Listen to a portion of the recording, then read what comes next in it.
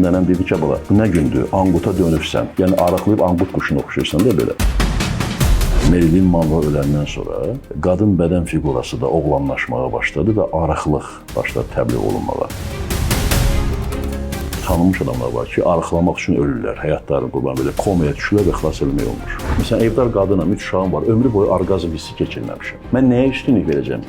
Bir nə dadım yemək qalıb, bir də seriallar qalıb. Yeyəcəm, seriala baxacağım. Mala ki, çox istifadə edən toplumlarda ürək xəstəlikləri, artıq çəki və xronik yorğunluq sindromu çox olur. Qorxudan arıqlayanlar daha çox həyatdan tez küsə bilənlərdir, depressiya daha tez girə bilənlərdir. Qorxudan kökələnlər isə həyat eşqi olan insanlardır. Nədənsə tutub qalmağa çalışırlar. Növən tutacaq, yeməkdən tutacaq. Həyatdan küsən insanın, həyatdan tutacağı bir dənə yer qalıb, o da axşam gəlib saat 1-də soyucudan dadlı hesab etdiyi şirniyyat və digər yeməkləri yemək. Depressiyanın və xroniki yorğunluğun altında bəzən gizlənən bir şey var. O da vitamin D əskikliyidir.